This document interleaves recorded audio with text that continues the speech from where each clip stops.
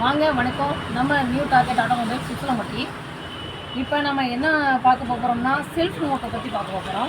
ஸ்ப்ளெண்டரோட self motor. இது வந்து ஸ்ப்ளெண்டரோட BS4 motor. இது ஸ்ப்ளெண்டரோட BS6 செல்ஃப் மோட்ரு. சரியா?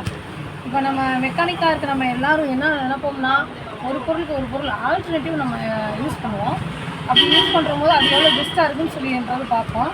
அப்படி பார்க்குறம்போது இந்த BS4 மோட்ரு வந்து இந்த BS6 மோட்டருக்கு நம்ம யூஸ் பண்ணோம்னு வச்சுக்கோங்களேன். இது வந்து BS4ஓட செல்ஃப் மோட்ரு. இதை நம்ம BS6 செல்ஃப் மோட்டராக நம்ம போட்டோம்னா ஒரு 3-4 நாள்லேயே மோட்டருக்குள்ளே ஆயில் இறங்கி மோட்ரு வந்து ஆர்மேச்சர் எல்லாமே வேஸ்ட்டாக போயிடும். அப்படி யூஸ் பண்ணக்கூடாது. சரியா?